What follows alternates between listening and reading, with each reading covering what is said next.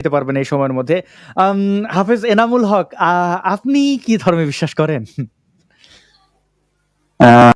মূল কথা হচ্ছে ভাইয়া, আমি তো মুসলিম পরিবারের একজন সন্তান। আমার বাবা মাও মুসলিম ছিলেন এবং আছেন। আর ধর্মের কিছু কিছু কথা এবং যে নবীজির সম্পর্কে আমরা যেগুলো জানি, এসব ক্ষেত্রে আমাদের কাছে কিছু সন্দেহজনক মনে হচ্ছে। এবং আমি যতটুকু পড়াশোনা করেছি, যতটুকু জেনেছি ইসলাম সম্পর্কে, কিছু কিছু হাদিস এবং কোরআন আমার কাছে অযৌক্তিক মনে হচ্ছে। ঠিক আছে, আচ্ছা, কিন্তু আমি জি জি, আপনি আমি সত্যের সন্ধান বলবো না যে করছেন। আমি জি জি জি আমি সত্যের সন্ধান খুঁজছি এবং আমি সত্যের সন্ধান আমি যেতে চাচ্ছি। অনেক ধন্যবাদ। আমরা পেয়েছি মুফতি হক ভাই। আমাদেরকে ইমরান ভাই বলছিলেন যে নবীর পেশা এটা তো এক প্রকার মানে যদি সেন্সর না করেই বলি, আমরা অনেক সময় বলি এটা যে তিনি ডাকাতি করতেন। এখন তিনি ওইটা ওভাবে বলেননি, কিন্তু এই যে সংশয় বা এই যে প্রশ্নগুলো তৈরি হয়েছে তার, আপনি কেন, মানে আপনি কি এই যে আমরা তো আপনি জানেন মুফতি আব্দুল আল মাসুদ ভাই এবং আমরা ধর্মে বিশ্বাস করি না এবং ধর্মে অবিশ্বাসী নাস্তিক, আপনি জানেন আমাদের লাইভে যে যুক্ত হলেন। মানে আপনাদের ধর্মীয় ইয়েটা কি, অবস্থানটা কি? আপনারা কি আপনি কি ধর্মে বিশ্বাস করেন? এবং ধর্মে বিশ্বাস যদি করেন তাহলে কেন করেন? আর যদি না করেন তাহলে কেন করেন না? আবার এই এই নবীর পেশা হিসাবে পেশাটাকে আপনি কিভাবে দেখেন? এইটা নিয়ে আপনার কোনো সন্দেহ আছে কিনা? ভাইয়া, আমার এক নম্বর প্রশ্ন হচ্ছে কি, আমার মনে অনেক সংশয় আছে। অনেক প্রশ্ন আমার মনের মাঝে জেগেছে। আর প্রশ্নগুলো, হ্যাঁ, আমি অনেক ধার্মিক ছিলাম, অনেক জিহাদি পার্টিও ছিলাম। এমনকি নাস্তিকদের বিরুদ্ধেও আমি দা বসে নিয়ে পর্যন্ত আমি মিছিল পর্যন্ত গেছিলাম। আমি এমন মানুষ, ঠিক আছে। চাঁদপুর সদরের মধ্যে আমি নিজে পর্যন্ত গেছিলাম যে নাস্তিকদেরকে মারতে হবে, নাস্তিকদেরকে কাটতে হবে, ঠিক আছে।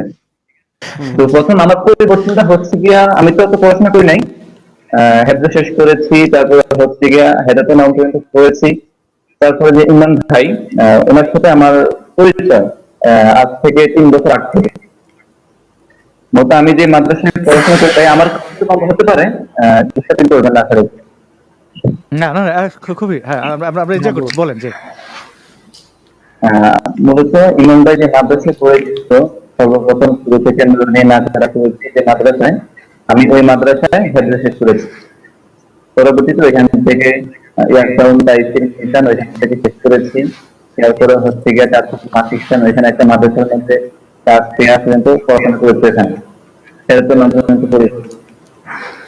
তারপরে ইমান ভাইয়ের সাথে একদিন দেখা হলো, হচ্ছে গিয়া যখন হেফজখানায় মাদ্রাসা পড়তাম।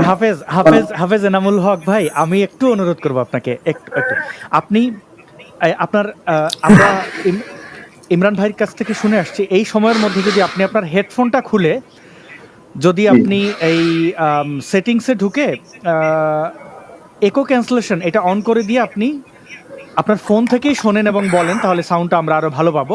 আমরা আসছি, আপনার কাছে ফিরে আসছি। মুফতি ইমরান ভাই, আমরা হাফেজ এনামুল হক আপনার কাছে গেলাম। এনামুল ভাই, আপনার অভিজ্ঞতা যদি আমাদেরকে একটু সংক্ষেপে বলেন।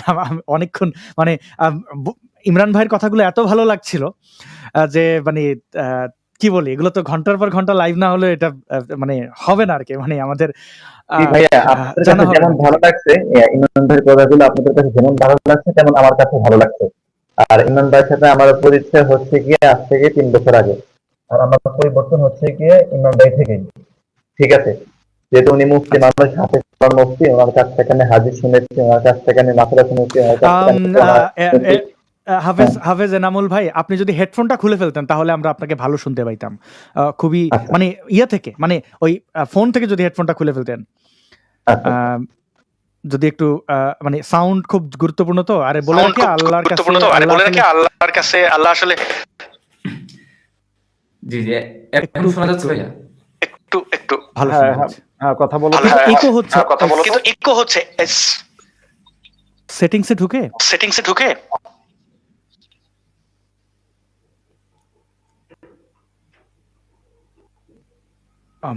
দর্শক বন্ধুদের একটু অনুরোধ করব, আমি হ্যাঁ হাফেজ ইমরান ভাইকে একটু মিউট করেছি। আমি হাফেজ ইমরান ভাই আপনাকে বলে দিই, আপনি সেটিংসে ঢুকে দেখবেন অডিও আছে, অডিওতে ঢুকে অ্যাডভান্স অপশন